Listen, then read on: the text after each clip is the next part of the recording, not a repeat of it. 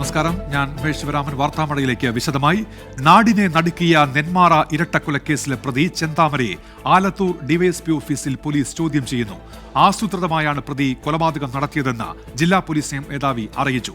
പ്രതി ചെന്താമര തന്ത്രശാലിയെന്നും കടുവയെന്ന് സ്വയം കരുതുന്ന ആളെന്നും അദ്ദേഹം വ്യക്തമാക്കി. ഭാര്യ ഉൾപ്പെടെ 3 പേരെ കൊലപ്പെടുത്താനായി ചെന്താമര ലക്ഷ്യമിട്ടിരുന്നു. ഇരട്ടക്കൊലപാതകത്തിൽ ചെന്താമരയ്ക്ക് തെല്ലും കുറ്റബോധമില്ലെന്നും പാലക്കാട് ജില്ലാ പോലീസ് മേധാവി അജിത് കുമാർ പറഞ്ഞു. കേരളത്തെ മുഴുവൻ നടുക്കിയ നെന്മാറ ഇരട്ടക്കൊലക്കേസിലെ പ്രതി ചെന്താമരയെ പിടികൂടാൻ കഴിഞ്ഞതിലെ ആശ്വാസത്തിലാണ് പോലീസ്.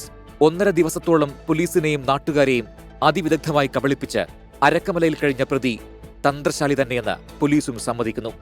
പോലീസ് തിരയുമ്പോൾ വനപ്രദേശം നന്നായി അറിയാവുന്ന ചെന്താമര പതിയിരുന്ന് ഇതെല്ലാം കണ്ടു. ഇയാൾ എല്ലാം ഈ സെർച്ചിന്റെ കാര്യം ഒബ്സർവ് ചെയ്തിട്ടുണ്ട്. നല്ല എക്സ്പേർട്ടാണ്. ഇയാൾക്ക് ആ സ്ഥലം ഒരു വനപ്രദേശം കൃത്യമായിട്ട് അറിയാം. ഒരു ചെറിയ ചെറിയ മൈന്യൂട്ട് കാര്യങ്ങൾ ആ സ്ഥലത്തേക്ക് അറിയാം. So he knows how to hide. So ഈ ഹൈഡ് ചെയ്തിട്ട് പോലീസുകാരുടെ സെർച്ചിന്റെ കാര്യം എല്ലാം ഇയാൾ ഒബ്സർവ് ചെയ്തു. തന്റെ ഭാര്യ പിണങ്ങിപ്പോകാൻ കാരണം അയൽക്കാരുടെ മന്ത്രവാദമെന്ന് ചെന്താമര കരുതി. പിന്നെ എല്ലാവരോടും വൈരാഗ്യം. ഇരട്ടക്കൊലപാതകത്തിന് ദിവസങ്ങൾക്ക് മുൻപേ ആയുധങ്ങൾ ഒരുക്കി. താൻ കടുവയെന്ന് ചെന്താമര സ്വയം കരുതി. ഇയാളുടെ നേച്ചർ പറഞ്ഞാൽ ഈ കൺസിഡർ ഹിംസെൽഫ് ഒരു സ്ട്രോങ് ടൈഗർ പോലെയാണ്. Is feeling that he is a tiger. So അങ്ങനെയാണെങ്കിൽ മറ്റാളുകൾക്ക് ഒരു he will be considering as down. Chenthamara പറഞ്ഞതൊന്നും പോലീസ് പൂർണ്ണമായും വിശ്വാസത്തിലെടുത്തിട്ടില്ല. വിഷം കഴിച്ചു എന്ന് ചെന്താമര പറഞ്ഞത് പോലീസിനെ തെറ്റിദ്ധരിപ്പിക്കാൻ. കൊലപാതകത്തിൽ പ്രതിക്ക് കുറ്റബോധമില്ലെന്നും പോലീസ് പറയുന്നു. 2 ദിവസത്തിനുള്ളിൽ പ്രതിയെ പോലീസ് കസ്റ്റഡിയിൽ വാങ്ങും. ചെന്താമരയെ പോത്തുണ്ടിയിലെത്തിച്ച കൊലപാതകം പുനരാവിഷ്കരിക്കാനുള്ള നീക്കത്തിലാണ് പോലീസ്. ചെന്താമരയെ ചോദ്യം ചെയ്യുന്ന ആലത്തൂർ ഡിവൈഎസ്പി ഓഫീസിന് മുന്നിൽ നിന്നും സൂരജ് സജി, 24. നെന്മാറ ഇരട്ടക്കൊലക്കേസിലെ പ്രതി ചെന്താമരയുടൻ കോടതിയിൽ ഹാജരാക്കും. ഇന്ന് ചെന്താമരയെ പോലീസ് കസ്റ്റഡിയിൽ ആവശ്യപ്പെട്ടേക്കില്ല. നിഖിൽ പ്രമേഷ് ഇപ്പോൾ ആലത്തൂർ ഡിവൈഎസ്പി ഓഫീസിന് മുന്നിൽ നിന്ന് തത്സമയം ചേരുന്നുണ്ട്. നിഖിൽ, എപ്പോഴാണ് കോടതിയിൽ ഹാജരാക്കുക പ്രതിയെ? എന്തൊക്കെയാണ് മറ്റു വിവരങ്ങൾ? നിഖിൽ. ഉന്മേഷ്, അല്പസമയത്തിനകം തന്നെ തഹസിൽദാർ ഇവിടേക്ക് എത്തിച്ചേരുകയും ഈ പ്രതിയുടെ മൊഴി കേൾക്കുകയും ചെയ്യും. ഏതാണ്ട് 4 മണിയോടുകൂടിയായിരിക്കും പ്രതിയെ കോടതിയിൽ ഹാജരാക്കുന്ന നടപടി ഉണ്ടാവുക എന്നുള്ളതാണ് ഇപ്പോൾ പോലീസ് ഉദ്യോഗസ്ഥരിൽ നിന്ന് അറിയാൻ കഴിയുന്നത്.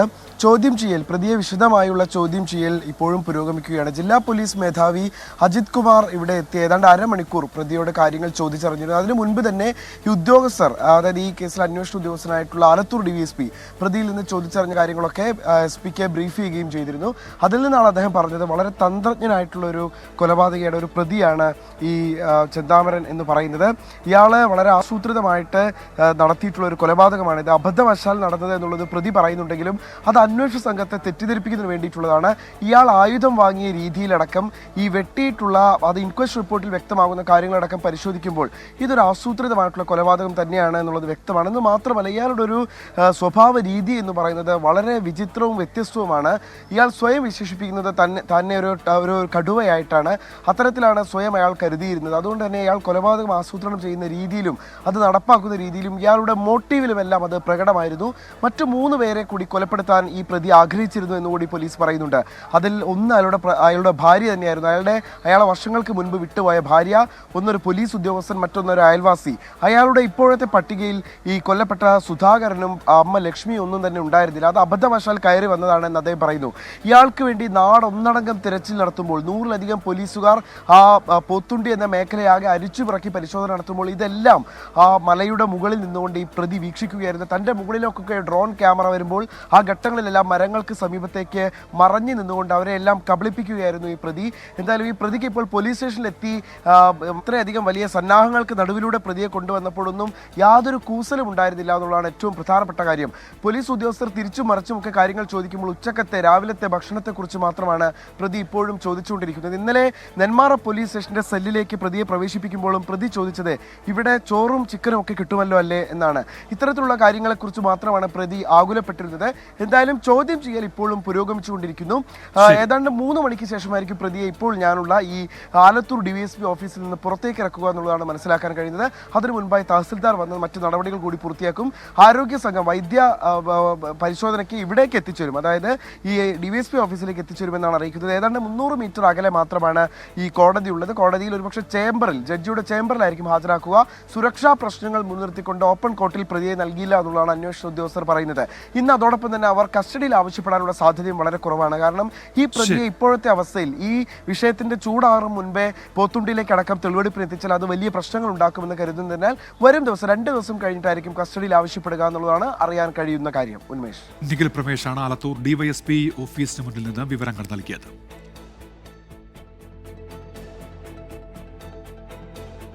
ചെന്താമരയെ പിടികൂടിയെങ്കിലും പോത്തുണ്ടിയിലെ ഭീതി ഒഴിയുന്നില്ല. പ്രതിയെ തൂക്കിക്കൊല്ലണമെന്നും ഇല്ലെങ്കിൽ തങ്ങളെയും കൊലപ്പെടുത്തുമെന്നും സുധാകരന്റെ മക്കൾ പറയുന്നു. ആശ്വാസം തോന്നുന്നില്ല എന്നാണ് ചെന്താമര ഭീഷണിപ്പെടുത്തിയ അയൽവാസി പുഷ്പയുടെ പ്രതികരണം. ഒന്ന് കൊന്നു തന്നാൽ മതി. ഞങ്ങളുടെ അച്ഛനും അച്ഛമ്മയും അമ്മ എല്ലാം പോയിട്ട് അയാൾ ഇനിയും പ്രൊട്ടക്റ്റ് ചെയ്ത് വെച്ചുകൊണ്ട് പോകണ്. ഇനി ഞങ്ങൾക്ക് പ്രൊട്ടക്റ്റ് വേണ്ട, കൊന്നു തന്നാൽ മാത്രം മതി. വയ്യ ഞങ്ങൾക്ക് എല്ലാം കയറിയിട്ട് എന്താ പറഞ്ഞു, ഞാൻ അങ്ങനെ ഒന്നും ചെയ്യില്ല സാറേ. അങ്ങനെയാണെങ്കിൽ അച്ഛമ്മനെ എന്തിനാ കൊന്ന? അത് വയസ്സായതല്ല, അതിനൊന്നും ജസ്റ്റ് ഉന്തിയിട്ടൊരു പൊക്കൂടെ അയാൾക്ക്? അയാൾ ഇങ്ങനെ വെട്ടിക്കൊണ്ട് തന്നെ ഇതാക്കുന്ന ജസ്റ്റ് ജീവനോടെങ്കിലും എൻ്റെ അച്ഛനെ വെച്ചുകൂടെ? ഭീതി ഒഴിയുന്നില്ല സുധാകരന്റെ ഈ 2 പെൺകുട്ടികൾക്ക്. കുടുംബത്തിലെ 3 പേരെ ഇല്ലാതാക്കിയ ചെന്താമരയെ തൂക്കിലേറ്റണമെന്ന് ഇവർ പറയുന്നു. തന്റെ കുടുംബം ശിഥിലീകരിച്ചതിന് പിന്നിൽ സുധാകരന്റെ കുടുംബമാണെന്ന വൈരാഗ്യമാണ് 3 ജീവനുകൾ അപഹരിക്കുന്നതിലേക്ക് ചെന്താമരയെ നയിച്ചത്. മുൻപ് അധ്യാപികയായി ജോലി ചെയ്തിരുന്ന ചെന്താമരയുടെ ഭാര്യയെ പോത്തുണ്ടിയിലെ സ്കൂൾ മുതൽ വീട് വരെ ചെന്താമര മർദ്ദിച്ചിട്ടുണ്ട്.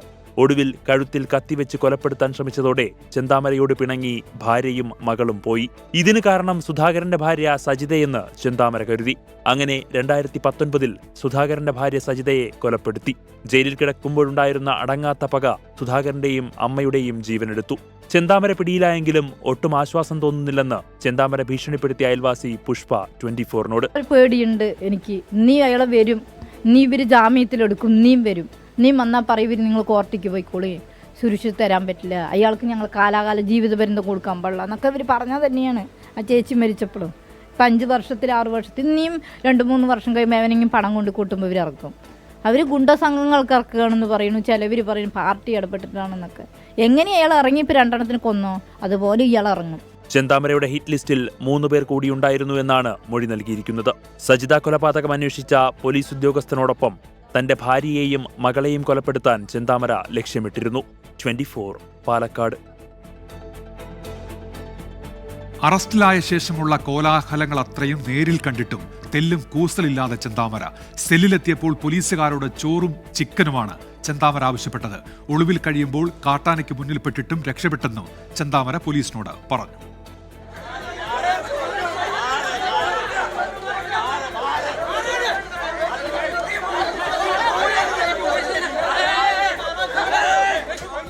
നാടൊട്ടുക്കും പോലീസിന്റെയും നാട്ടുകാരുടെയും കാടടച്ചുള്ള തിരച്ചിൽ 35 മണിക്കൂറുകൾക്ക് ശേഷം പിടിയിലായി ലോക്കപ്പിലെത്തിച്ചപ്പോൾ പ്രതിക്കറിയേണ്ടത് സെല്ലിൽ ചോറും ചിക്കനും കിട്ടുമോ എന്ന്.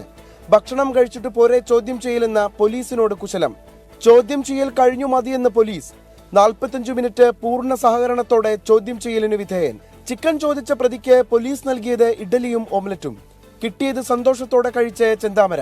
രാവിലെ ജില്ലാ പോലീസ് മേധാവി അജിത് കുമാർ എത്തി ചോദ്യം ചെയ്തപ്പോഴും തെല്ലും കൂസലില്ലാതെ പ്രതിയുടെ മറുപടികൾ. ഡ്രോൺ വരുമ്പോൾ മരങ്ങൾക്കിടയിൽ മറഞ്ഞിരുന്നതിനെക്കുറിച്ചും ആനയ്ക്ക് മുന്നിൽ നെഞ്ചുവിരിച്ച് നിന്നതിന്റെയും ഒക്കെ കഥ പ്രതി ആവർത്തിച്ചു. ലഭിക്കാൻ പോകുന്ന ശിക്ഷയെക്കുറിച്ചോ പുറത്തെ ചർച്ചകളെക്കുറിച്ചോ ചെന്താമരയ്ക്ക് അറിയേണ്ട. ഒരാളെ കൊന്നാലും 3 പേരെ കൊന്നാലും താൻ കിടക്കേണ്ടത് ഒരേ സെല്ലിലെന്ന് കഴിഞ്ഞ ദിവസവും സഹോദരനോട് പറഞ്ഞ പ്രതിക്ക് ജയിലിലേക്ക് തിരികെ പോകേണ്ടതിനെക്കുറിച്ചോ ലഭിക്കാൻ പോകുന്ന ശിക്ഷയെക്കുറിച്ചോ യാതൊരു ആശങ്കയും ഉണ്ടായിരുന്നില്ല. ഇപ്പോഴും പോലീസിനോടുള്ള ചോദ്യങ്ങൾ ഭക്ഷണത്തെക്കുറിച്ച് മാത്രം. നിഖിൽ പ്രമേഷ്, 24 ആലത്തൂർ. അടുത്ത വാർത്തകളിലേക്കാണ്. ഉത്തർപ്രദേശിലെ പ്രയാഗ്രാജ് മഹാകുംഭമേളയ്ക്കിടെ തിക്കിലും തിരക്കിലും 10 പേർ മരിച്ചെന്ന റിപ്പോർട്ടുകൾ. 50-ലേറെ പേർക്ക് പരിക്കേറ്റു. പ്രധാനമന്ത്രി നരേന്ദ്രമോദി അനുശോചനം രേഖപ്പെടുത്തി. സാഹചര്യം വിലയിരുത്താൻ മുഖ്യമന്ത്രി യോഗി ആദിത്യനാഥ് ഉന്നതതല യോഗം വിളിച്ചു. ഇന്ന് മൗനി അമാവാസി ദിനത്തിൽ മഹാകുംഭമേളയിലെ അമൃതസ്നാനത്തിനായി എത്തിയ വിശ്വാസികളുടെ തിക്കിലും തിരക്കിലുമാണ് അപകടം. പുലർച്ചെ 2 മണിയോടെ അഗാഡ മാർഗിലെ ബാരിക്കേഡുകൾ തകർന്ന നിരവധി പേർ നിലത്തു വീണു. സ്ഥിതിഗതികൾ നിയന്ത്രണ വിധേയമെന്ന് ഉത്തർപ്രദേശ് മുഖ്യമന്ത്രി യോഗി ആദിത്യനാഥ്. പ്രധാനമന്ത്രി നരേന്ദ്രമോദിയും ആഭ്യന്തരമന്ത്രി അമിത്ഷായും മുഖ്യമന്ത്രിയുമായി സംസാരിച്ചു. തിരക്ക് നിയന്ത്രിക്കുന്നതിന്റെ ഭാഗമായി കുംഭമേളയിലേക്കുള്ള സ്പെഷ്യൽ ട്രെയിനുകൾ താൽക്കാലികമായി നിർത്തിവെച്ചു. അപകടത്തെ തുടർന്ന് നിർത്തിവെച്ചിരുന്ന ത്രിവേണി സംഗമത്തിലെ അഗാഡകളുടെ അമൃതസ്നാനം പുനരാരംഭിച്ചു. അപകടത്തിന് കാരണം കേന്ദ്ര സംസ്ഥാന സർക്കാരുകളുടെ കെടുകാര്യസ്ഥതയാണെന്ന് രാഹുൽ ഗാന്ധിയും അഖിലേഷ് യാദവും അടക്കമുള്ള പ്രതിപക്ഷ നേതാക്കൾ കുറ്റപ്പെടുത്തി. 24 ഡൽഹി.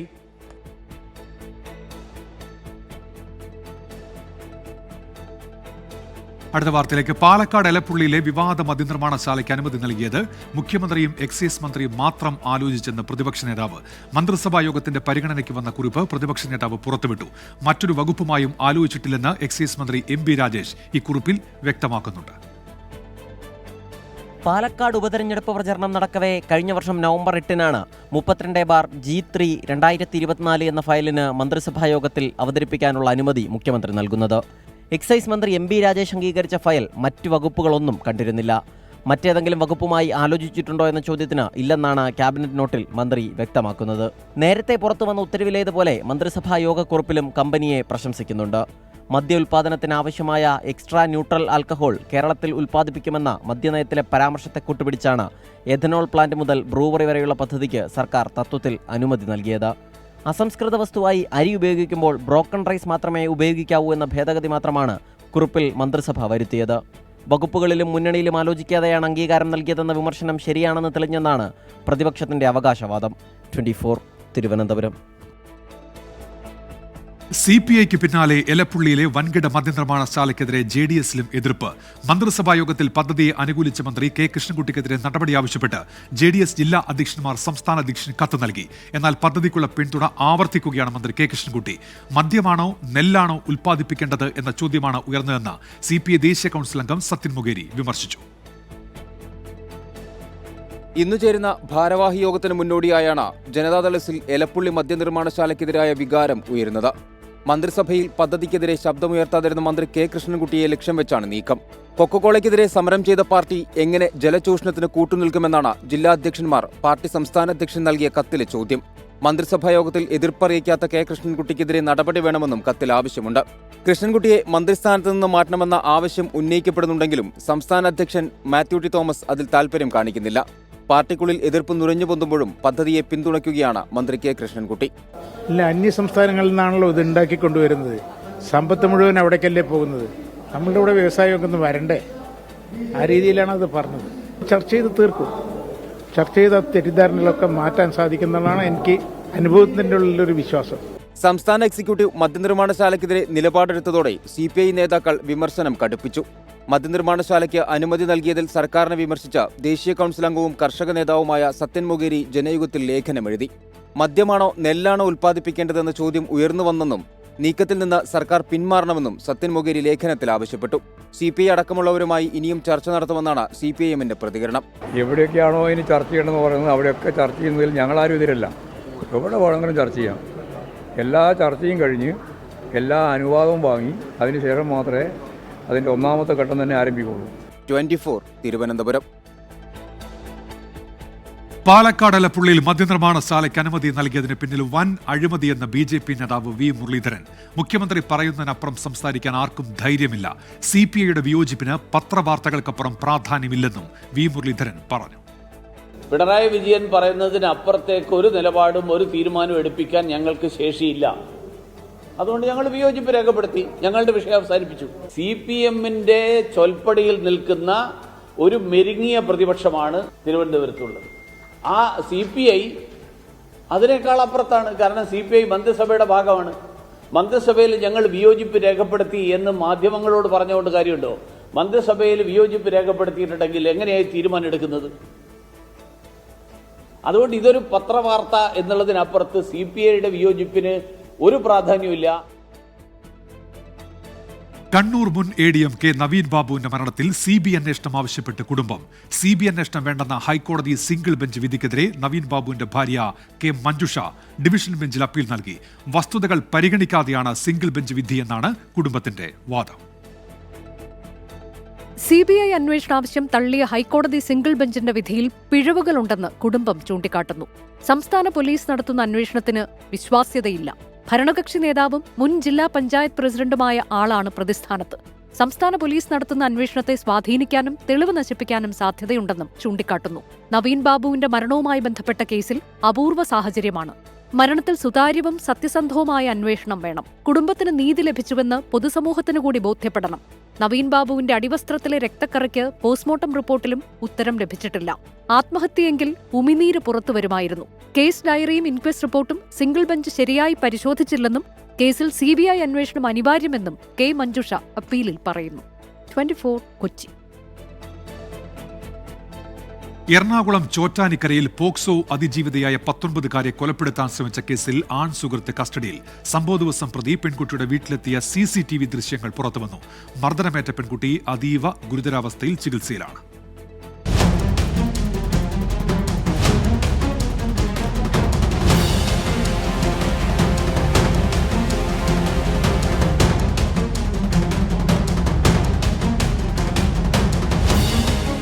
ശനിയാഴ്ച രാത്രി 10:15 ആൺ സുഹൃത്ത് പെൺകുട്ടിയുടെ വീട്ടിലെത്തിയത്. പെൺകുട്ടിയുമായി തർക്കിച്ചതിന് പിന്നാലെ യുവാവ് ക്രൂരമായി മർദ്ദിച്ചു. ഇതിൽ മനംനൊന്ത പെൺകുട്ടി ഷാൾ കുരുക്കി ആത്മഹത്യ ചെയ്തുവെന്നാണ് ഇയാളുടെ മൊഴി. ഷാൾ മുറിച്ചിട്ട ശേഷം താൻ രക്ഷപ്പെട്ടുവെന്നും ആൺ സുഹൃത്ത് പോലീസിനോട് പറഞ്ഞു. ബലാത്സംഗ കുറ്റവും കൊലപാതക ശ്രമമാണ് ഈ കേസ് പെൺകുട്ടിയുടെ അമ്മയുടെ മൊഴിയുടെ അടിസ്ഥാനത്തിൽ രജിസ്റ്റർ ചെയ്തിട്ടുള്ളത്. പ്രതി ചേർത്തിട്ടില്ലല്ലോ. ഒരാളുടെ ഞങ്ങൾ സംശയത്തിന്റെ അടിസ്ഥാനത്തിൽ ഒരാളെ ഞങ്ങൾ കസ്റ്റഡിയിൽ എടുത്തിട്ടുണ്ട്. അതായത് ബലാത്സംഗവും 64 BNSന്റെ 64ഉം 109. പിടിയിലായ യുവാവ് ലഹരി കേസിലടക്കം പ്രതിയാണ്. ബ്രെയിൻ മുഴുവൻ ഡാമേജായി. ഇനി ലങ്സിന്റെയും ഹാർട്ടിന്റെയും ഫങ്ഷനും ഉള്ളൂ. അതും പയ്യെ ഇതാവും. ഇവ മറ്റുള്ള ആളുകളുടെ പേര് പറഞ്ഞ് ഇവളെ ടോർച്ചർ ചെയ്യുവാന്ന്. കാരണം നീ അവൻ്റെ കൂടെയല്ല, നീ ഇവൻ്റെ കൂടെയല്ല എന്നും പറഞ്ഞ് ഇവളെ വല്ലാതെ ടോർച്ചർ ചെയ്യുമായിരുന്നു. തലച്ചോറിന് പരിക്കേറ്റ അതിജീവിത വെന്റിലേറ്ററിലാണ്. പെൺകുട്ടിയുടെ വീട്ടിലെത്തുന്ന യുവാക്കൾ നാട്ടുകാരെ ഭീഷണിപ്പെടുത്തിയിരുന്നതായും പോലീസിൽ പരാതിയുണ്ട്. കസ്റ്റഡിയിലുള്ള യുവാവിന്റെ അറസ്റ്റ് വൈകിട്ടോടെ രേഖപ്പെടുത്തും. വിഷ്ണു സുരേഷ്, 24 കൊച്ചി. 100ന്റെ നിറവിൽ ശ്രീഹരിക്കോട്ട.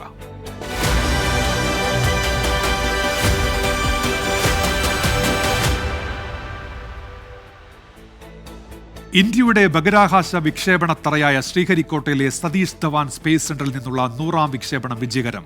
NVS-2 ഉപഗ്രഹം GSLV F-15 ചിറകിലേറി ഭ്രമണപഥത്തിലെത്തി. ചരിത്ര മുഹൂർത്തത്തിന്റെ ഭാഗമാകാൻ കഴിഞ്ഞത് മഹാഭാഗ്യമെന്ന് ISRO chairman doctor V Narayanan പറഞ്ഞു.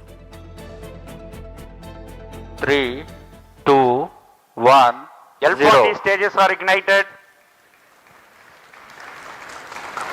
+5 seconds. Magnificent liftoff of GSLV F-15 NVS-02 mission. 100th launch mission of ISRO embarks on its journey. അഭിമാനം, ആവേശം. ഇന്ത്യയുടെ ബഹിരാകാശ വിക്ഷേപണത്തറയായ ശ്രീഹരിക്കോട്ടയിലെ സതീഷ് ധവാൻ സ്പേസ് സെന്ററിന് അത്യുജ്വല സെഞ്ചുറി. രാവിലെ 6:23 NVS-02വിനെയും വഹിച്ചുള്ള GSLV F-15 യാത്ര തുടങ്ങി. കൃത്യം 19 മിനിറ്റുകൾക്കപ്പുറം ഉപഗ്രഹം ഭ്രമണപഥത്തിലെത്തി. അമേരിക്കയുടെ GPS-ന് ബദലായുള്ള ഇന്ത്യയുടെ നാവിഗേഷൻ സംവിധാനമായ നാവിക് ശൃംഖലയുടെ ഭാഗമാണ് NVS-02. കൃത്യമായ സ്ഥാനം, വേഗം, സമയസേവനങ്ങൾ എന്നിവ നൽകാൻ നാവിക്കിന് കഴിയും. ISROയുടെ മുൻ ചെയർമാൻമാരും ഡയറക്ടർമാരും ചരിത്ര വിക്ഷേപണത്തിന് സാക്ഷിയായി. NVS-02 spacecraft at the intended geostationary transfer orbit is now injected and the mission is completed. Satellite injection conditions are achieved. ബന്ദ് കർ ദിയാ ഗയാ ഹൈ. ISRO ചെയർമാനായുള്ള ആദ്യ ദൗത്യത്തിൽ തന്നെ ചരിത്രത്തിളക്കം നേടിയതിന്റെ സന്തോഷം പങ്കുവച്ച് doctor V Narayanan. Today we made a historical achievement in India. The 100th launch from the spaceport satellite NVS-02, which is having the second indigenous atomic clock, to the required orbit and injected as expected. Century ദൗത്യത്തിന്റെ mission ഡയറക്ടറായത് മലയാളി തോമസ് കുര്യൻ. ആദ്യമായിട്ട് നേരിട്ട് കാണുന്ന ലോഞ്ചിൽ mission ഡയറക്ടറായിരിക്കാനുള്ള ഭാഗ്യമാണ് എനിക്ക് കിട്ടിയത്. അങ്ങനെ GSLV Mark IIന്റെ launch നേരിട്ട് കാണുന്നത് മിഷൻ ഡയറക്ടർ സീറ്റിൽ നിന്ന് തന്നെയാണ്. ഗഗൻയാൻ, ചന്ദ്രയാൻ തുടർ ദൗത്യങ്ങൾ, സ്വന്തമായ ബഹിരാകാശ നിലയം. രാജ്യത്തിനും ഇസ്രോയ്ക്കും സ്വപ്നങ്ങളേറെയുണ്ട്. എല്ലാത്തിനും കരുത്തായി ഈ കോട്ടയുമുണ്ടാകും. സതീഷ് ധവാൻ സ്പേസ് സെന്ററിന് മുന്നിൽ നിന്നും ക്യാമറമാൻ ശ്രീകാന്ത് ഗൗരീശുപട്ടത്തോടൊപ്പം മുഹമ്മദ് റഹീസ്, 24. വാർത്താമഴയിലേക്ക് വീണ്ടും 2 വാർത്തകൾ കൂടി ഇപ്പോൾ വരുന്നുണ്ട്. നീലഗിരിയിൽ ജനവാസ മേഖലയിൽ പുള്ളിപ്പുലികൾ ഇറങ്ങിയെന്നുള്ള വാർത്ത ഇപ്പോൾ വരുന്നുണ്ട്. പുള്ളിപ്പുലികളെ കണ്ടത് മഞ്ചൂരിൽ എന്നാണ് ഇപ്പോൾ മുഹമ്മദ് റഹീസ് അറിയിക്കുന്നത് ചെന്നൈയിൽ നിന്ന്. മറ്റൊരു വാർത്ത, ഗവർണർമാർക്ക് പെരുമാറ്റച്ചട്ടം വേണമെന്നുള്ള ആവശ്യം ഇപ്പോൾ DMK മുന്നോട്ട് വയ്ക്കുന്നു. പാർലമെന്റിൽ ഈ വിഷയം പാസാക്കും. DMK MPമാരുടെ യോഗത്തിൽ പ്രമേയം പാസാക്കിയെന്നാണ് മുഹമ്മദ് റഹീസ് അറിയിക്കുന്നത് ചെന്നൈയിൽ നിന്ന്.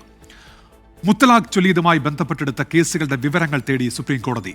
കേന്ദ്ര സർക്കാരിനോടാണ് വിവരങ്ങൾ ആരാഞ്ഞത്. മുത്തലാഖ് ക്രിമിനൽ കുറ്റമാക്കിയതിന് എതിരായ ഹർജികളിലാണ് നടപടി. അച്യുതൻ ചേരുന്നുണ്ട് വിശദാംശങ്ങളുമായി ഡൽഹിയിൽ നിന്ന്. അച്യുതൻ, വിവരങ്ങൾ എന്തൊക്കെയാണ്?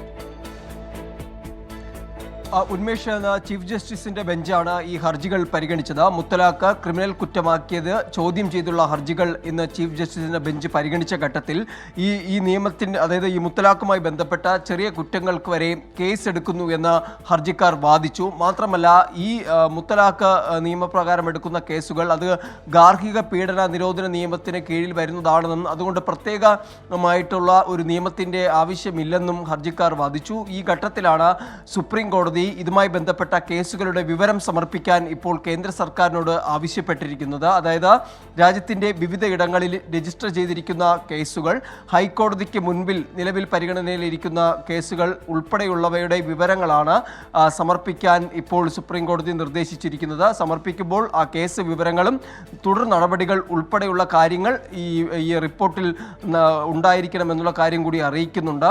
മാത്രമല്ല, ഇന്ന് ചീഫ് ജസ്റ്റിസിന്റെ ഭാഗത്തു നിന്ന് ഇതിലൊരു നിരീക്ഷണവും ഉണ്ടായി. മുത്തലാഖ് ചൊല്ലിയാൽ അത് വിവാഹമോചനമാകില്ല എന്നും ചീഫ് ജസ്റ്റിസ് നിരീക്ഷിച്ചിട്ടുണ്ട്. എന്നാൽ ഈ നിയമം അത് സ്ത്രീകളെ സംരക്ഷിക്കാൻ വേണ്ടിയുള്ളതാണെന്ന് കേന്ദ്ര സർക്കാർ വാദിച്ചു. എന്തായാലും ആ ഹർജികളിലാണ് ഇപ്പോൾ സുപ്രീം കോടതി കേസ് വിവരം തേടിയിരിക്കുന്നത്. അച്യുതനാണ് വിശദാംശങ്ങൾ നൽകിയത് ഡൽഹിയിൽ നിന്ന്. സ്ത്രീ പുരുഷ തുല്യതയെ അംഗീകരിക്കുന്നില്ലെന്നും സാമൂഹിക നീതിയാണ് വേണ്ടതെന്നും മുസ്ലിം ലീഗ് സംസ്ഥാന ജനറൽ സെക്രട്ടറി PMA സലാം. സ്ത്രീ പുരുഷ തുല്യതയല്ല, ലിംഗ നീതിയാണ് ലീഗിന്റെ നിലപാടെന്ന് PMA സലാം പറഞ്ഞു. മലപ്പുറം നിലമ്പൂരിൽ നടത്തിയ വാർത്താ സമ്മേളനത്തിലാണ് പ്രതികരണം. മുസ്ലിം ലീഗിന്റെ പ്രഖ്യാപിത നിലപാടെന്ന് ആവർത്തിച്ചാണ് PMA സലാമിന്റെ പരാമർശം. ജെൻഡർ ഇക്വാലിറ്റി അല്ല ഞങ്ങൾ പറയുന്നത്, ഞങ്ങൾ ഈക്വൽ നീതിയാണ്, സാമൂഹിക നീതി, തുല്യ നീതി. പ്രായോഗികമല്ലാത്ത മനുഷ്യയുക്തിക്കെതിരായ വാദങ്ങൾ എന്തിനാണ് കൊണ്ടുവരുന്നത്? സ്ത്രീയും പുരുഷനും എല്ലാ നിലയ്ക്കും തുല്യമാണെന്ന് പറയാൻ കഴിയില്ല. സ്ത്രീയും പുരുഷനും എല്ലാ നിലക്കും തുല്യമാണെന്ന് പറയാൻ കഴിയും. ലോകം അംഗീകരിച്ചിട്ടുണ്ടോ? രണ്ടും വ്യത്യസ്തമായതുകൊണ്ടല്ലേ. ഈ രണ്ടും തുല്യാണ് എന്ന് പറയുന്നത് കണ്ണടച്ച് ഇരുട്ടാക്കലല്ലേ. ഒളിമ്പിക്സിൽ പോലും സ്ത്രീകൾക്ക് വേറെ മത്സരമാണ്, ബസ്സിൽ പ്രത്യേക സീറ്റുകളാണ്. ഇതെല്ലാം രണ്ടും വ്യത്യസ്തമായതുകൊണ്ടല്ലേ എന്നും PMA സലാം. സ്ത്രീ സമത്വവുമായി ബന്ധപ്പെട്ട് കാന്തപുരം വിഭാഗവും CPIയും കൊമ്പുകോർക്കുന്നതിനിടെയാണ് ലീഗിന്റെ പ്രതികരണം. 24 മലപ്പുറം. സ്ത്രീക്കും പുരുഷനും തുല്യനീതി വിഷയത്തിൽ മുസ്ലിം ലീഗ് സംസ്ഥാന ജനറൽ സെക്രട്ടറി PMA സലാമിനെ തള്ളി MSF സംസ്ഥാന പ്രസിഡന്റ് PK നവാസ്. PMA സലാം പറഞ്ഞത് മുസ്ലിം ലീഗിന്റെ അഭിപ്രായമാണ്. സ്ത്രീക്കും പുരുഷനും തുല്യനീതി വേണം എന്നതാണ് MSFന്റെ അഭിപ്രായമെന്ന് PK നവാസ് പറഞ്ഞു. മതനേതാക്കന്മാർ പറയുക മതപരമായ അഭിപ്രായങ്ങളാണ്, രാഷ്ട്രീയ നേതാക്കന്മാർ പറയുക രാഷ്ട്രീയമായ അഭിപ്രായങ്ങളാണ്, സാംസ്കാരിക നേതാക്കന്മാർ അവർ സാംസ്കാരിക വീക്ഷണത്തിലുള്ള അഭിപ്രായം പറയും. ഞങ്ങൾ MSFന്റെ പ്രതികൾ എന്ന രീതിയിൽ ഞങ്ങൾ ഒരുമിച്ചാണ് ക്യാമ്പസിൽ ഇരിക്കുന്നത്, ഞങ്ങൾ ഒരുമിച്ചാണ് ക്യാമ്പസിൽ പ്രവർത്തിക്കുന്നത്, ഞങ്ങൾ ഒരുമിച്ചാണ് സംഘടനാ പ്രവർത്തനം നടത്തുന്നത്, ഞങ്ങളുടെ സംസ്ഥാന കമ്മിറ്റിയിൽ ഭാരവാഹികളുണ്ട്, ഞങ്ങൾ മുന്നോട്ട് പോകുന്നുണ്ട്. അത് മതപരമായ കോണിൽ ശരിയാണോ തെറ്റാണോ അത് മതപരമായ പണ്ഡിതന്മാർ പറയേണ്ടതാണ്. ഞങ്ങളെ സംബന്ധിച്ച് ഞങ്ങൾ നിലവിൽ പ്രവർത്തിച്ചുകൊണ്ടിരിക്കുന്നത് ഇങ്ങനെയാണ്. പാർട്ടി മുസ്ലിം ലീഗിന്റെ സംസ്ഥാന ജനറൽ സെക്രട്ടറി ആലോചിച്ചെടുക്കുന്ന തീരുമാനം പാർട്ടി നിലപാടാണ്. MSF ഞങ്ങൾ അതിൽ അഭിപ്രായം എന്ന് പറയുന്നത് തുല്യ നീതി ലഭിക്കേണ്ടവരാണ് രണ്ടുപേരും എന്നതാണ്. വഖഫ് നിയമ ഭേദഗതി ബില്ലിലെ കരട് റിപ്പോർട്ട് അംഗീകരിച്ച് സംയുക്ത പാർലമെന്ററി സമിതി. അംഗങ്ങൾക്ക് അഭിപ്രായം അറിയിക്കാൻ ഇന്ന് വൈകിട്ട് 4 മണിവരെ സമയം അനുവദിച്ചു. റിപ്പോർട്ട് ഉടൻ ലോക്സഭാ സ്പീക്കർക്ക് കൈമാറുമെന്ന് JPC അധ്യക്ഷൻ ജഗദാംബിക പാൽ പറഞ്ഞു. വഖഫ് സംയുക്ത പാർലമെന്ററി സമിതിയുടെ അവസാന യോഗത്തിലാണ് കരട് റിപ്പോർട്ടിന് അംഗീകാരം നൽകിയത്. 14 വ്യവസ്ഥകളിലെ ഭേദഗതികളോടെയാണ് റിപ്പോർട്ടിന് അംഗീകാരം. ബില്ലിന്റെ കരട് റിപ്പോർട്ട് സമിതി അംഗങ്ങൾക്ക് വിതരണം ചെയ്തു. रिपोर्ट भी अडॉप्ट होगा और आज रिवाइज जो अमेंडेड बिल है वो भी अडॉप्ट होगा. വിവാദ വ്യവസ്ഥകളിൽ ബഹുഭൂരിഭാഗവും നിലനിർത്തിയതായാണ് വിവരം. ബോർഡിൽ 2 മുസ്ലിം ഇതര വിഭാഗക്കാർ വേണമെന്ന വ്യവസ്ഥ നിലനിർത്തും. വഖഫ് സ്വത്തുക്കൾ സർവേ നടത്തി നിർണയിക്കാനുള്ള അവകാശം വഖഫ് കമ്മീഷണർമാരിൽ നിന്നും ജില്ലാ കളക്ടർമാർക്ക് നൽകാനും കരട് ബില്ലിൽ വ്യവസ്ഥയുണ്ട്. വഖഫ് ട്രിബ്യൂണലിന്റെ തീരുമാനത്തിനെതിരെ ഹൈക്കോടതിയെ സമീപിക്കാം. വഖഫ് സ്വത്താണെന്ന് കണ്ടെത്തിയ സർക്കാർ സ്വത്ത് വഖഫ് സ്വത്തായി പരിഗണിക്കില്ലെന്ന വ്യവസ്ഥയും കരട് ബില്ലിൽ ഉൾപ്പെടുത്തിയിട്ടുണ്ട്. 44 വ്യവസ്ഥകളിൽ ഭേദഗതികൾ പ്രതിപക്ഷം ആവശ്യപ്പെട്ടിരുന്നുവെങ്കിലും വോട്ടിനിട്ട് തള്ളുകയായിരുന്നു. 24 ഡൽഹി. മുനമ്പം ജുഡീഷ്യൽ കമ്മീഷന് ജുഡീഷ്യൽ അധികാരമില്ലെന്ന് സംസ്ഥാന സർക്കാർ ഹൈക്കോടതിയിൽ. ജുഡീഷ്യൽ അന്വേഷണ കമ്മീഷൻ മുനമ്പത്ത് നടത്തുന്നത് വസ്തുതാന്വേഷണം മാത്രമാണ്. വസ്തുത സർക്കാരിന് മുന്നിലേക്ക് എത്തിക്കാനാണ് കമ്മീഷന്റെ ശ്രമമെന്നും ഹൈക്കോടതിയിൽ സമർപ്പിച്ച സത്യവാങ്മൂലത്തിൽ സംസ്ഥാന സർക്കാർ വ്യക്തമാക്കി. Justice CN Ramachandran Nair commission Munambam വിഷയത്തിൽ തെളിവെടുപ്പ് തുടരവെയാണ് സർക്കാരിന്റെ സത്യവാങ്മൂലം. മുനമ്പം ജുഡീഷ്യൽ കമ്മീഷന് ജുഡീഷ്യൽ അധികാരമോ അർദ്ധ ജുഡീഷ്യൽ അധികാരമോ ഇല്ല.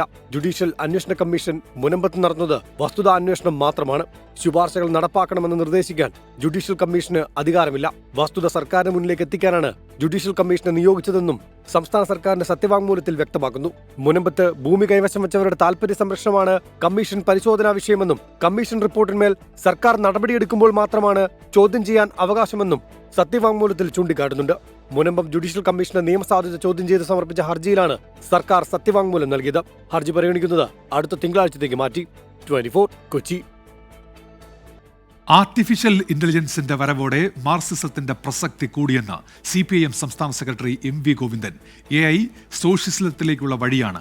മനുഷ്യാധ്വാനം 60% കുറയുമെന്നും ഇതാണ് സോഷ്യലിസ്റ്റ് വിപ്ലവത്തിന്റെ അടിസ്ഥാനമെന്നും MV ഗോവിന്ദൻ പറഞ്ഞു. ഈ AI ഇങ്ങനെ മൂത്തു വന്നാൽ പിന്നെ ഈ മാർക്സത്തിന് എന്താണ് പ്രസക്തി എന്നുള്ള ചോദ്യം. എന്തെങ്കിലും പ്രസക്തി ഉണ്ടാവും ഇല്ലേ? വീണ്ടും ഉടനെ സമ്മതിക്കില്ല. എന്ത് പ്രസക്തി? ഞാൻ നേരത്തെ ആലോചിച്ചുകൊണ്ടിരിക്കുകയാണ്. എന്ത് പ്രസക്തി? അവിടെയും മാർക്സത്തിനാണ് പ്രസക്തി. ഏതാണ്ട് പറയുന്നത് ഒരു 60% ആളുകളുടെ ജോലി ആരെയും AI ചെയ്യും. ബജറ്റിൽ കണ്ണും നട്ട് കേരളം.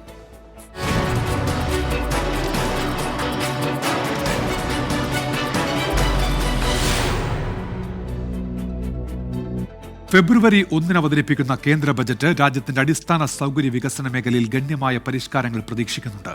റോഡ് ഗതാഗത ഹൈവേ മന്ത്രാലയത്തിനുള്ള ബജറ്റ് വിഹിതത്തിൽ 6 മുതൽ 8% വരെ വർധനയുണ്ടാകും. ഗ്രാമീണ റോഡുകൾക്കും റോഡ് സുരക്ഷയ്ക്കും പ്രത്യേക പരിഗണന ബജറ്റിൽ ഉണ്ടാകുമെന്നാണ് പ്രതീക്ഷ. നരേന്ദ്രമോദി സർക്കാരിന്റെ മുൻഗണനാ പട്ടികയിലുള്ള അടിസ്ഥാന സൗകര്യ വികസന മേഖലയ്ക്ക് ഈ ബജറ്റിലും പ്രത്യേക പരിഗണന ഉണ്ടാകുമെന്നാണ് ധനമന്ത്രാലയ വൃത്തങ്ങളിൽ നിന്നും ലഭിക്കുന്ന വിവരം. 2047ഓടെ വികസന രാഷ്ട്രമെന്ന പ്രഖ്യാപിത ലക്ഷ്യത്തിലേക്ക് നീങ്ങാൻ റോഡുകൾ, തുറമുഖങ്ങൾ, വിമാനത്താവളങ്ങൾ തുടങ്ങിയ അടിസ്ഥാന സൗകര്യ വികസനത്തിൽ ശ്രദ്ധ കേന്ദ്രീകരിക്കാൻ നിർദ്ദേശമുണ്ട്. റോഡ് ഗതാഗത ഹൈവേ മന്ത്രാലയത്തിനുള്ള ബജറ്റ് വിഹിതം 6% മുതൽ 8% വരെ വർദ്ധിപ്പിച്ച് 2.9 ലക്ഷം കോടി രൂപ വകയിരുത്തുമെന്നാണ് റിപ്പോർട്ട്. കഴിഞ്ഞ ബജറ്റിൽ 2.72 ലക്ഷം കോടി രൂപയായിരുന്നു വകയിരുത്തൽ. റോഡ് അടിസ്ഥാന സൗകര്യ വികസനത്തിൽ സ്വകാര്യ മേഖലയുടെ പങ്കാളിത്തം പ്രോത്സാഹിപ്പിക്കാനായി ബജറ്റിൽ ബിൽഡ് ഓപ്പറേറ്റ് ട്രാൻസ്ഫർ അഥവാ BOT പദ്ധതികൾക്ക് ഊന്നൽ നൽകാൻ സാധ്യതയുണ്ട്. 44,000 കോടി രൂപ വരുന്ന 15 BOT പദ്ധതികൾ പരിഗണനയിലുണ്ടെന്നാണ് സൂചന. ഭാരത്മാല പദ്ധതിയുടെ 1ാം ഘട്ടത്തിൽ ശേഷിക്കുന്ന 4182 കിലോമീറ്റർ പൂർത്തിയാക്കാൻ നടപടികളുണ്ടാകും. ദീർഘകാല അടിസ്ഥാന സൗകര്യ വികസന ലക്ഷ്യങ്ങൾ കൈവരിക്കുന്നതിന് ഭാരത്മാലയുടെ പുനരുജ്ജീവനം നിർണായകമാണ്. ഗ്രാമീണ റോഡ് വികസനത്തിൽ ശക്തമായ ശ്രദ്ധ കേന്ദ്രീകരിച്ച് പ്രധാനമന്ത്രി ഗ്രാം സഡക് യോജനയ്ക്ക് 10% വരെ വിഹിതം വർദ്ധിപ്പിക്കുമെന്ന് പ്രതീക്ഷിക്കുന്നു. ഹരിത സാങ്കേതിക വിദ്യയ്ക്ക് പ്രോത്സാഹനമുണ്ടാകും. രാജ്യത്തുടനീളമുള്ള അപകട സാധ്യതയുള്ളതായി കണ്ടെത്തിയ ബ്ലാക്ക് സ്പോട്ടുകളെ അഭിസംബോധന ചെയ്യുന്നതിനായി റോഡ് സുരക്ഷയ്ക്കായി പ്രത്യേക ഫണ്ട് അനുവദിക്കുമെന്നാണ് സൂചന. സാമ്പത്തിക ബുദ്ധിമുട്ട് പരിഹരിക്കുന്നതിനായി അസറ്റ് മോണിറ്റൈസേഷൻ പ്രോത്സാഹിപ്പിക്കുന്ന നടപടികൾ ബജറ്റിൽ ഉണ്ടാകാൻ ഇടയുണ്ട്. ബൽറാം നെടുങ്ങാടി, 24 ഡൽഹി. കോഴിക്കോട് ചെക്യാട് പഞ്ചായത്തിൽ തെരുവുനായ ശല്യം രൂക്ഷം. കഴിഞ്ഞ ഒരു മാസത്തിനിടെ ഒരേ സ്ഥലത്ത് 2 വിദ്യാർത്ഥികളാണ് തെരുവുനായുടെ ആക്രമണത്തിൽ നിന്ന് തലനാരിഴയ്ക്ക് രക്ഷപ്പെട്ടത്. ഒരേ നായ തന്നെയാണ് 2 കുട്ടികളെയും ആക്രമിച്ചത്. ചേക്യാട് പഞ്ചായത്തിലെ വേവത്ത് നിന്ന് തുടർച്ചയായി വരുന്ന ദൃശ്യങ്ങൾ ഭീതിപ്പെടുത്തുന്നതാണ്. ഈ മാസം 23-ന് മദ്രസ വിദ്യാർത്ഥിനി തെരുവുനായയുടെ ആക്രമണത്തിൽ നിന്ന് രക്ഷപ്പെട്ടത് തലനാരിഴയ്ക്ക്.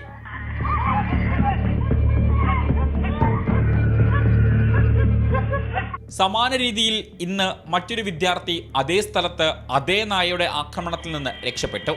2 സംഭവങ്ങളിലും രക്ഷകനായി എത്തിയത് സ്കൂൾ വാൻ.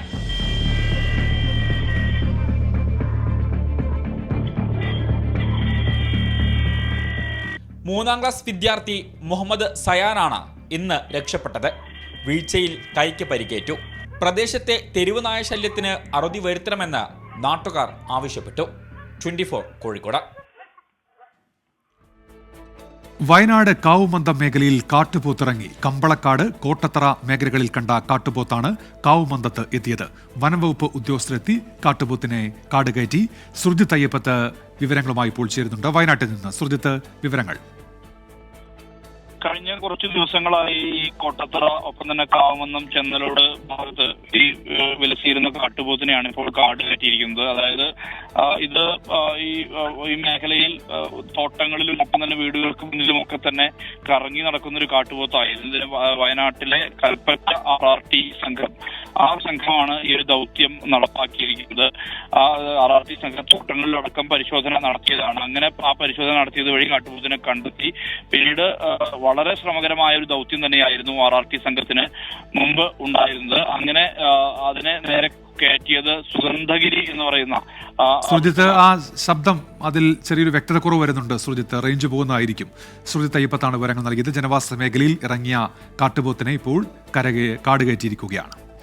തമിഴ്നാട്ടിലെ നീലഗിരിയിൽ ജനവാസ മേഖലയിൽ പുള്ളിപ്പുലികൾ. മഞ്ചൂരിലെ തേയിലത്തോട്ടത്തിൽ പുള്ളിപ്പുലികൾ നിൽക്കുന്ന ദൃശ്യങ്ങളാണിപ്പോൾ പുറത്തു വന്നിരിക്കുന്ന. ദൃശ്യങ്ങളിലേക്ക് ആദ്യം.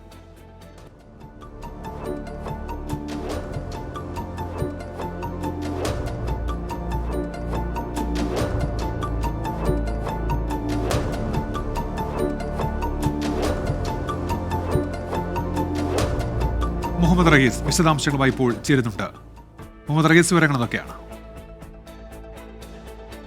ഉന്മേഷ്, നീലഗിരി ജില്ലയിലെ ഏതാണ്ട് എല്ലാ പ്രദേശങ്ങളിലും കഴിഞ്ഞ കുറച്ചു നാളുകളായി ഇത്തരത്തിൽ ഈ വന്യജീവി ആക്രമണമുണ്ട്. അതിൽ ഏറ്റവും പ്രധാനം ഈ പുള്ളിപ്പുലികളെ ഇടയ്ക്കിടയ്ക്ക് കാണുന്നുണ്ട് എന്നുള്ളതാണ്. കഴിഞ്ഞ ആഴ്ചയിൽ നമ്മൾ ഇത്തരത്തിലൊരു വാർത്ത റിപ്പോർട്ട് ചെയ്തിരുന്നു.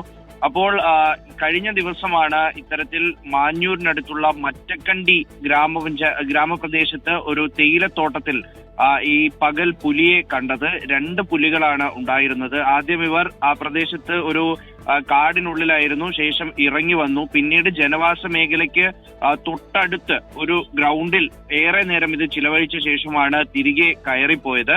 അപ്പോൾ ഏതാണ്ട് ഒരു അരമണിക്കൂറിൽ കൂടുതൽ ഇത് ആ പ്രദേശത്തുണ്ടായിരുന്നു. നാട്ടുകാരൊക്കെ എടുത്ത ദൃശ്യങ്ങളാണ് നമ്മൾ ഈ കാണുന്നത്. അപ്പോൾ അത്തരത്തിൽ അത്ര അടുത്തേക്ക് പുലി എത്തി എന്നാണ് നാട്ടുകാർ പറയുന്നത്. അങ്ങനെ ഈ ദൃശ്യം പ്രചരിച്ചതിനു ശേഷം വനംവകുപ്പ് ഇവിടെ നിരീക്ഷണം ശക്തമാക്കിയിട്ടുണ്ട്. സ്ഥിരമായി വന്യജീവികളൊക്കെ ഇറങ്ങുന്നത് കൊണ്ട് ഇവിടെ വനംവകുപ്പിന്റെ സ്ഥിര സാന്നിധ്യം വേണമെന്ന ആവശ്യവും ഉയരുന്നുണ്ട്. ഉന്മേഷ്, മുഹമ്മദ് റഹീസാണ് വിവരങ്ങൾ നൽകിയത്. മൂന്നാറിലെ ജനവാസ മേഖലയിലേക്ക് പുതിയൊരു കാട്ടുകൊമ്പൻ കൂടിയെത്തി. വിരിക്കൊമ്പൻ എന്ന് വിളിപ്പേരുള്ള കാട്ടാന ജനവാസ മേഖലയിൽ വ്യാപക നാശനഷ്ടമാണ് ഉണ്ടാക്കുന്നത്. നല്ലതണ്ണി എസ്റ്റേറ്റിലെ ലയങ്ങൾക്ക് സമീപത്ത് എത്തിയ കാട്ടാന കൃഷി നശിപ്പിച്ചു. ആന ഇറങ്ങിയ വിവരം അറിയിച്ചിട്ടും ഏറെ വൈകിയാണ് വനംവകുപ്പ് സംഘം എത്തിയതെന്ന് നാട്ടുകാർ ആരോപിച്ചു. പടക്കം പൊട്ടിച്ച് തുരത്തിയ വിരിക്കൊമ്പൻ ഇപ്പോഴും ജനവാസ മേഖലയ്ക്ക് സമീപത്തുണ്ട്. ആനശല്യം കാരണം ജോലിക്ക് പോലും പോകാൻ കഴിയാത്ത സാഹചര്യമാണ് നിലവിലെന്ന് തോട്ടം തൊഴിലാളികൾ പറയുന്നു. വാർത്താമഴയിലേക്ക് തിരികെ. നിലമ്പൂർ പോത്തുകല്ലിൽ മുസ്ലിം ലീഗ് സംഘടിപ്പിച്ച പരിപാടിയിൽ പങ്കെടുത്ത് മുൻ MLA PV അൻവർ. പ്രളയ പുനരധിവാസ പദ്ധതിയുമായി ബന്ധപ്പെട്ട ചടങ്ങിലേക്കാണ് PV അൻവർ എത്തിയത്. മുസ്ലിം ലീഗ് സംസ്ഥാന അധ്യക്ഷൻ പാണക്കാട് സാദിഖ് അലി ശിഹാബ് തങ്ങൾക്കും PK കുഞ്ഞാലിക്കുട്ടിക്കും ഒപ്പം മുൻനിരയിലായിരുന്നു വേദിയിൽ PV അൻവറിന്റെ ഇരിപ്പിടം. മുസ്ലിം ലീഗിന്റെ സന്നദ്ധ പ്രവർത്തനങ്ങളിൽ മുൻപും സഹകരിച്ചിട്ടുണ്ടെന്ന് PV അൻവർ പറഞ്ഞു. മലയോര പരിപാടിയിൽ ആര് നടത്തിയാലും പങ്കെടുക്കുന്ന ആദ്യം നമ്മളെന്താ പറയാ പറഞ്ഞിട്ടുള്ള കാര്യമാണല്ലോ. അപ്പൊ അതിൽ പ്രശ്നങ്ങളൊന്നുമില്ല. നിങ്ങളായിട്ട് പ്രശ്നം ഉണ്ടാക്കാൻ ഞാൻ പറഞ്ഞു. അല്ല, ഞാനിത് ആദ്യമേ വ്യക്തമാക്കിയതാ. ഫസ്റ്റില് നിരുപാധികം UDF-ന് പിന്തുണ കൊടുത്ത് MLA-ഷിപ്പ് രാജിവെക്കുന്ന അന്ന് പറഞ്ഞ കാര്യം തന്നെയാണത്. അതിൽ പുതുതായിട്ട് വേറെ ഒന്നുമില്ല. കോട്ടയം നഗരസഭയിലെ പെൻഷൻ ഫണ്ടിൽ നിന്ന് 2.4 കോടി രൂപ തട്ടിയെടുത്ത സംഭവത്തിൽ ജീവനക്കാരിൽ നിന്ന് തുക ഈടാക്കാൻ ശുപാർശ. തദ്ദേശ വകുപ്പ് ഡയറക്ടറേറ്റിലെ ഫിനാൻസ് മാനേജ്മെന്റ് ആൻഡ് ഇൻസ്പെക്ഷൻ വിഭാഗമാണ് സർക്കാരിന് ശുപാർശ നൽകിയത്. കേസ് അന്വേഷണം വിജിലൻസ് ഏറ്റെടുത്തു. കോട്ടയം നഗരസഭയിൽ ക്ലർക്കായി ജോലി ചെയ്ത അഖിൽ സി വർഗീസാണ് തട്ടിപ്പ് നടത്തിയത്. വർഷങ്ങളായി നടന്നുവന്ന തട്ടിപ്പ് കണ്ടെത്താൻ സെക്രട്ടറിമാരടക്കമുള്ള ഉദ്യോഗസ്ഥർക്ക് സാധിച്ചില്ല. തദ്ദേശ സ്വയംഭരണ വകുപ്പ് നടത്തിയ അന്വേഷണത്തിൽ ഉദ്യോഗസ്ഥർക്ക് വീഴ്ച സംഭവിച്ചുവെന്ന് കണ്ടെത്തി. ഇതേ തുടർന്നാണ് ഉദ്യോഗസ്ഥരിൽ നിന്ന് തന്നെ തുക തിരിച്ചുപിടിക്കാൻ ശുപാർശ ചെയ്തത്. തട്ടിപ്പ് നടന്ന 47 മാസം നഗരസഭയിൽ ജോലി ചെയ്ത 9 സെക്രട്ടറിമാരുൾപ്പെടെ 29 ജീവനക്കാരിൽ നിന്നും തുക ഈടാക്കും. സാമ്പത്തിക ബാധ്യത കണക്കാക്കി 18% പിഴപ്പലിശ ഈടാക്കാനും നിർദ്ദേശമുണ്ട്. കൂടുതൽ തട്ടിപ്പ് കണ്ടെത്തിയാൽ ആ തുകയും ഉദ്യോഗസ്ഥരിൽ നിന്ന് ഈടാക്കും. ക്രമക്കേട് കണ്ടെത്തുന്നതിൽ വീഴ്ച വരുത്തിയ നഗരസഭയിലെ ഓഡിറ്റ് വിഭാഗം ഉദ്യോഗസ്ഥർക്കെതിരെയും നടപടിക്ക് ശുപാർശയുണ്ട്. സംഭവത്തിൽ നഗരസഭ ഡെപ്യൂട്ടി സെക്രട്ടറി ഉൾപ്പെടെ 4 പേരെ നേരത്തെ തദ്ദേശ സ്വയംഭരണ വകുപ്പ് സസ്പെൻഡ് ചെയ്തിരുന്നു. കേസിന്റെ അന്വേഷണം കോട്ടയം വിജിലൻസ് എസ്പിയുടെ നേതൃത്വത്തിലുള്ള സംഘം ഏറ്റെടുത്തു. തട്ടിപ്പിന് ശേഷം മുങ്ങിയ പ്രതി അഖിൽ സി വർഗീസ് ഇപ്പോഴും ഒളിവിലാണ്. 24 കോട്ടയം. പന്തളം MC റോഡിൽ കുളനട ജംഗ്ഷന് സമീപം വാഹനങ്ങൾ കൂട്ടിയിടിച്ച് 3 പേർക്ക് പരിക്കേറ്റു. എതിർദിശയിൽ നിന്ന് വന്ന ലോറി ട്രക്കിൽ ഇടിക്കുകയായിരുന്നു. ട്രക്കിന് പിന്നിൽ വന്ന 2 കാറുകളും അപകടത്തിൽപ്പെട്ടു.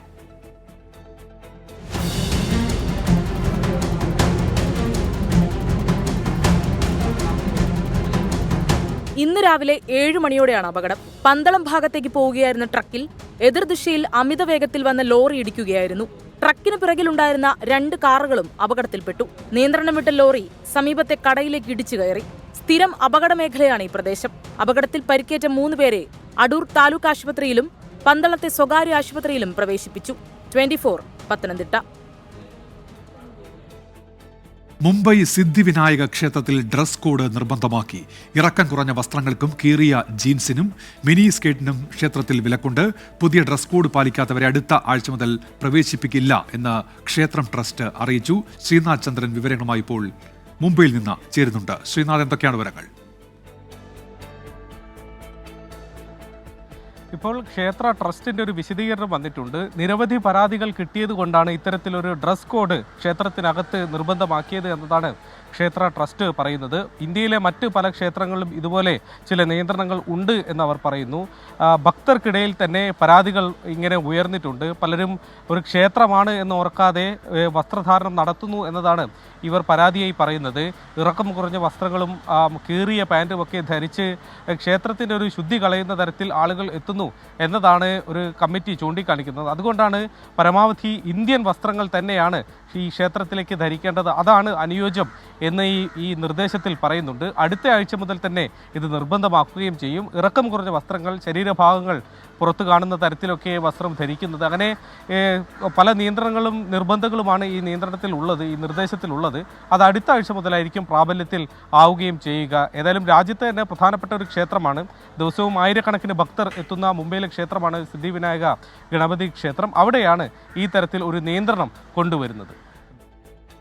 ശ്രീ ശ്രീനാഥ് ചന്ദ്രനാണ് മുംബൈയിൽ നിന്ന് വിവരങ്ങൾ നൽകിയത്. ഡൽഹിയിലെ ജനങ്ങൾക്ക് പ്രധാനപ്പെട്ട 5 ഉറപ്പുകളുമായി കോൺഗ്രസിന്റെ പ്രകടന പത്രിക. ഡൽഹിയിൽ താമസിക്കുന്ന എല്ലാവർക്കും 25 ലക്ഷം രൂപയുടെ ആരോഗ്യ പരിരക്ഷ, 500 രൂപയ്ക്ക് ഗ്യാസ് സിലിണ്ടറും സൗജന്യ റേഷൻ കിറ്റും നൽകുമെന്ന് വാഗ്ദാനം. സർക്കാർ ജോലിയിൽ സ്ത്രീകൾക്ക് 33% റിസർവേഷൻ ഉറപ്പാക്കുമെന്നും പ്രകടന പത്രികയിൽ പറയുന്നു. CPIM കോഴിക്കോട് ജില്ലാ സമ്മേളനത്തിന് വടകരയിൽ തുടക്കമായി. പ്രതിനിധി സമ്മേളനം മുഖ്യമന്ത്രി പിണറായി വിജയൻ ഉദ്ഘാടനം ചെയ്തു. 3 ടേം പൂർത്തിയാക്കിയ സാഹചര്യത്തിൽ നിലവിലെ ജില്ലാ സെക്രട്ടറി P മോഹനൻ സ്ഥാനമൊഴിയും. സംസ്ഥാന കമ്മിറ്റി അംഗങ്ങളായ A പ്രദീപ് കുമാർ, KK ലതിക, ജില്ലാ സെക്രട്ടേറിയറ്റ് അംഗങ്ങളായ M മെഹബൂബ്, KK ദിനേശൻ എന്നിവരെയാണ് പുതിയ ജില്ലാ സെക്രട്ടറി സ്ഥാനത്തേക്ക് പരിഗണിക്കുന്നത്. മുഖ്യമന്ത്രി പിണറായി വിജയൻ മുഴുവൻ സമയവും സമ്മേളനത്തിൽ പങ്കെടുക്കുന്നുണ്ട്. വാർത്താമഴയിലേക്ക് തിരികെ. ഗവർണർമാർക്ക് പെരുമാറ്റച്ചട്ടം വേണമെന്നാവശ്യപ്പെട്ട് പ്രമേയം പാസാക്കി DMK. ബില്ലുകളിൽ തീരുമാനമെടുക്കുന്നതിൽ സമയപരിധി നിർബന്ധമാക്കണമെന്നും DMK ആവശ്യപ്പെട്ടു. വിഷയം പാർലമെന്റിൽ DMK ഉന്നയിക്കും. മുഹമ്മദ് റഹീസ് ചേരുന്നുണ്ട് ഇപ്പോൾ ചെന്നൈയിൽ നിന്ന്. മുഹമ്മദ് റഹീസ്, എന്താണ് DMKയുടെ ഇപ്പോഴത്തെ നിലപാട് ഈ വിഷയത്തിൽ? ഉന്മേഷ്, പാർലമെന്റ് സമ്മേളനത്തിന് മുന്നോടിയായി, ബജറ്റ് സമ്മേളനത്തിന് മുന്നോടിയായി ഈ DMK എംപിമാരുടെ യോഗം ഇന്ന് വിളിച്ചു ചേർത്തിരുന്നു. ആ യോഗത്തിൽ വെച്ചാണ് ഇപ്പോൾ ഇത്തരത്തിലൊരു ആവശ്യം ഉയർന്നു വന്നിരിക്കുന്നത്. നിരവധി പ്രമേയങ്ങൾ ഈ യോഗത്തിൽ പാസാക്കി. അതിൽ ഏറ്റവും പ്രധാനമാണ് ഗവർണർമാർക്ക് പെരുമാറ്റച്ചട്ടം വേണമെന്ന ആവശ്യം ഉന്നയിച്ചിരിക്കുന്നു. ഒപ്പം തന്നെ ബില്ലുകളിൽ തീരുമാനമെടുക്കുന്നതിൽ സമയപരിധി നിർബന്ധമാക്കണം. ഇക്കാര്യം പാർലമെന്റിൽ ഉന്നയിക്കാനും തീരുമാനിച്ചിട്ടുണ്ട്. തമിഴ്നാട്ടിൽ പ്രത്യേകിച്ചും ഈ ഗവർണറും ഒപ്പം തന്നെ സർക്കാരും തമ്മിൽ വളരെ നാളായി നടക്കുന്ന പോരിന് പിന്നാലെയാണ് ഇത്തരത്തിലൊരു ആവശ്യം DMK ഉന്നയിച്ച് രംഗത്തെത്തിയിരിക്കുന്നത്. ഒപ്പം ഈ UGCയുടെ പുതിയ കരടുമായി ബന്ധപ്പെട്ട് ഒരു സമരം ഡൽഹിയിൽ നടത്താൻ തീരുമാനമായിരിക്കുന്നു. അത്തരത്തിലൊരു പ്രമേയം പാസാക്കി. ഒപ്പം തന്നെ വഖഫ് ബില്ലിനെതിരായ പ്രമേയം പാസാക്കി. ശേഷം ഇത്തരത്തിൽ ഈ തമിഴ്നാടിന്റെ സാമ്പത്തിക സ്ഥിതിയെപ്പറ്റി കേന്ദ്ര ധനമന്ത്രിയെ കൃത്യമായി ബോധ്യപ്പെടുത്തണം എന്നുള്ള ഒരു പ്രമേയം കൂടിയാണ് ഇപ്പോൾ നിലവിൽ പാസാക്കിയിട്ടുള്ളത്. എന്തായാലും എംപിമാരുടെ യോജിച്ച ഒരു ഐക്യത്തോടു കൂടിയുള്ള ഒരു പ്രവർത്തനം ഇക്കാര്യത്തിൽ വേണമെന്നും കൂടി തമിഴ്നാട് മുഖ്യമന്ത്രി MK സ്റ്റാലിൻ ആവശ്യപ്പെട്ടിട്ടുണ്ട്. ഉന്മേഷ്. ശരി, മുഹമ്മദ് റഹീസാണ് ചാനലിൽ നിന്ന് വിവരങ്ങൾ നൽകിയത്.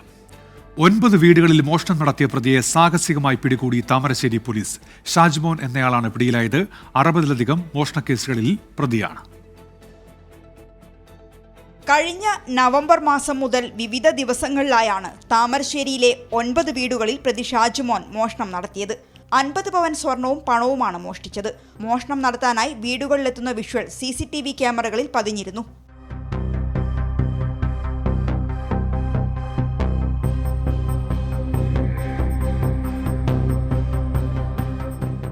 ഈ ദൃശ്യങ്ങൾ കേന്ദ്രീകരിച്ചായിരുന്നു പോലീസിന്റെ അന്വേഷണം.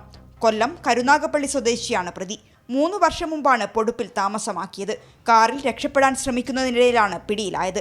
ബന്ദിപ്പൂർ വഴി കർണാടകയിലേക്ക് കടക്കാൻ ശ്രമിക്കുമ്പോൾ ഗൂഡല്ലൂരിൽ വെച്ചാണ് പിന്തുടർന്ന് സാഹസികമായി താമരശ്ശേരി CI N സായുജ് കുമാറിന്റെ നേതൃത്വത്തിലുള്ള പോലീസ് സംഘം ഇയാളെ പിടികൂടിയത്. പകൽ സമയത്ത് ഇൻഡസ്ട്രിയൽ ജോലിക്ക് പോയിരുന്ന ഇയാൾ രാത്രി സമയങ്ങളിലാണ് മോഷണം നടത്തിയിരുന്നത്. 24 കോഴിക്കോട്.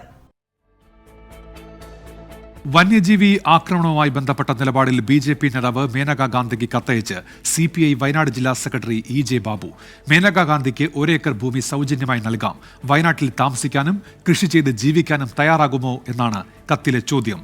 സുർജിത്ത് അയ്യപ്പത്ത് ചേരുന്നുണ്ട് വയനാട്ടിൽ നിന്ന്. വിശദാംശങ്ങളുമായി സുർജിത്ത്, വിവരങ്ങൾ പറയൂ. ഉന്മേഷ്, മേനകാ ഗാന്ധിക്കാണ് ഇപ്പോൾ കത്ത് നൽകിയിരിക്കുന്നത്. CPIയുടെ ജില്ലാ സെക്രട്ടറിയായ EJ ബാബു വയനാട്ടിൽ താമസിക്കാനും കൃഷി ചെയ്ത് ജീവിക്കാനും തയ്യാറാകുമോ എന്നുള്ളതാണ് അദ്ദേഹം കത്തിൽ ഉന്നയിക്കുന്ന ചോദ്യം.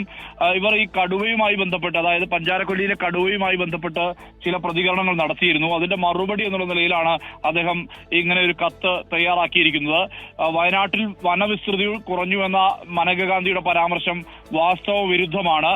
സ്വാതന്ത്ര്യത്തിന് മുമ്പുള്ളതിനേക്കാൾ 25% വനവിസ്തൃതി ഇവിടെ ഉണ്ടായിട്ടുണ്ട്. 1972 നിയമം നിലനിൽക്കുന്ന സാഹചര്യത്തിൽ വന്യമൃഗങ്ങളും ഇവിടെ പെരുകിയിരിക്കുകയാണ്. മാത്രമല്ല, ഇതുമായി ബന്ധപ്പെട്ട് വനംവകുപ്പിന്റെ ചില നടപടികൾ മൂലമാണ്, തെറ്റായ വികലമായ നയങ്ങൾ മൂലമാണ് ഈ വന്യമൃഗങ്ങൾ പെരുകുന്നത്. വന്യമൃഗങ്ങൾ നാട്ടിൽ ഇറങ്ങാനുള്ള കാരണം അത് തന്നെയാണ്. ഈ തേക്ക് യൂക്കാലി പ്ലാന്റേഷൻ വനംവകുപ്പിന്റെ തെറ്റായ നയമാണ്. ഇത്തരത്തിൽ ഇത് വെട്ടിത്തെളിച്ച് സ്വാഭാവിക വനവൽക്കരണമാണ് വേണ്ടത്. ഈ വനസംരക്ഷകരാണ് യഥാർത്ഥത്തിൽ വയനാട്ടിലെ കർഷകർ എന്നും EJ ബാബു പറയുന്നുണ്ട്. ഇതിനിടയിലാണ് ഇത്തരത്തിൽ ഈ വന്യമൃഗങ്ങൾ നാട്ടിലിറങ്ങി ആളുകളെ ആക്രമിക്കുന്ന തരത്തിലേക്ക് മാറിയിട്ടുള്ളത്. 2015 ശേഷം 10 വർഷത്തിനുള്ളിൽ 8 ആളുകളെയാണ് കടുവ കടിച്ചുകീറി ഭക്ഷിച്ചത് എന്നുള്ളതും അദ്ദേഹം ബോധ്യപ്പെടുത്തുന്നുണ്ട്. കാട്ടുപന്നിയും കുരങ്ങും മയിലും മാനും നശിപ്പിക്കാത്ത 1 ഇഞ്ച് കൃഷിഭൂമി പോലും ഇന്ന് വയനാട്ടിൽ ഇല്ല എന്നും EJ ബാബു പറയുന്നുണ്ട്. എന്തായാലും ഇവിടുത്തെ കാർഷിക മേഖലയായ പ്രദേശത്ത് ജനങ്ങൾ കൃഷി ഉപേക്ഷിച്ച് നാട് വിട്ടു പോകുന്ന അവസ്ഥയാണുള്ളത്. ഇവിടെ ഞങ്ങൾക്ക് ജീവിക്കണ്ടേ എന്നുള്ള ഒരു ചോദ്യത്തോടു കൂടിയാണ് അദ്ദേഹം കത്ത് അവസാനിപ്പിക്കുന്നത്. ഒപ്പം തന്നെ മേനകാ ഗാന്ധി ഇവിടെ വന്ന് താമസിച്ച് കൃഷി ചെയ്ത് ജീവിക്കണം എന്നുള്ള ആവശ്യം കൂടി അദ്ദേഹം പറയുന്നുണ്ട്. ഇതിനായി 1 ഏക്കർ ഭൂമി. ശരി, സുർജിത്ത് അയ്യപ്പത്താണ് വയനാട്ടിൽ നിന്ന് വിശദാംശങ്ങൾ നൽകിയത്. ആലപ്പുഴയിലെ കേരള യൂണിവേഴ്സിറ്റി സബ് സെന്ററിലേക്ക് SFI നടത്തിയ മാർച്ചിൽ സംഘർഷം. പുതുതായി തെരഞ്ഞെടുക്കപ്പെട്ട യൂണിവേഴ്സിറ്റി യൂണിയനെ സത്യപ്രതിജ്ഞ ചെയ്യാൻ വൈസ് ചാൻസലർ അനുവദിക്കുന്നില്ല എന്നാരോപിച്ചായിരുന്നു പ്രതിഷേധം. കേരള യൂണിവേഴ്സിറ്റി ഇൻഫർമേഷൻ സെന്ററിന്റെ മുൻപിൽ വെച്ച് SFI പ്രവർത്തകർ പോലീസും തമ്മിൽ ഉന്തും തള്ളുമുണ്ടായി. ഇൻഫർമേഷൻ സെന്ററിന്റെ മതിൽ ചാടിക്കടന്ന പ്രവർത്തകർ അകത്ത് കടന്ന് കുത്തിയിരുന്ന് പ്രതിഷേധിച്ചു. സ്വർണ്ണവില വീണ്ടും സർവകാല റെക്കോർഡ് ഭേദിച്ചു. പവന് ഒറ്റയടിക്ക് 680 രൂപ കൂടി 60,760 രൂപയായി. ഗ്രാമിന് 85 രൂപ വർദ്ധിച്ച് 7,595 രൂപ. ഇറക്കുമതി നികുതി നയങ്ങളിൽ നിന്ന് പിന്നോട്ടില്ല എന്ന ഡൊണാൾഡ് ട്രംപിന്റെ നിലപാടും ഫെഡറൽ റിസർവ് പലിശ കുറച്ചേക്കുമെന്ന സൂചനകളും സ്വർണ്ണവില ഉയർത്തി.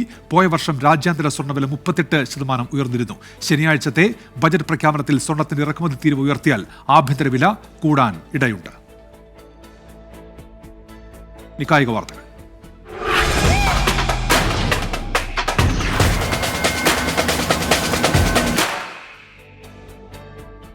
ഐ ലീഗ് ഫുട്ബോളിൽ ജയം തുടരാൻ ഗോകുലം കേരള FC ഇന്നിറങ്ങും. സ്വന്തം തട്ടകമായ കോഴിക്കോട് കോർപ്പറേഷൻ സ്റ്റേഡിയത്തിൽ രാത്രി 7 മണിക്ക് നടക്കുന്ന മത്സരത്തിൽ ബംഗളൂരു സ്പോർട്ടിംഗ് ക്ലബ്ബാണ് എതിരാളികൾ. കഴിഞ്ഞ ഹോം മത്സരത്തിൽ ഇന്റർ കാശിയെ 6-2 തോൽപ്പിച്ചതിന്റെ ആത്മവിശ്വാസത്തിലാണ് ഗോകുലം. നാംദാരി FCയുടെ 2 ഗോളിന് തോറ്റ ഗോകുലം തൊട്ടടുത്ത മത്സരത്തിൽ നല്ല മാർജിനിലാണ് ഇന്റർ കാശിയെ തോൽപ്പിച്ചത്. 10 മത്സരം പൂർത്തിയാക്കിയ ഗോകുലം കേരള FC പോയിന്റ് പട്ടികയിൽ നിലവിൽ 4-ാമതാണ്. പോയിന്റ് പട്ടികയിൽ അവസാന സ്ഥാനത്താണ് ബംഗളൂരു SC. ഇതോടെ വാർത്താമഴ പൂർത്തിയാകുന്നു.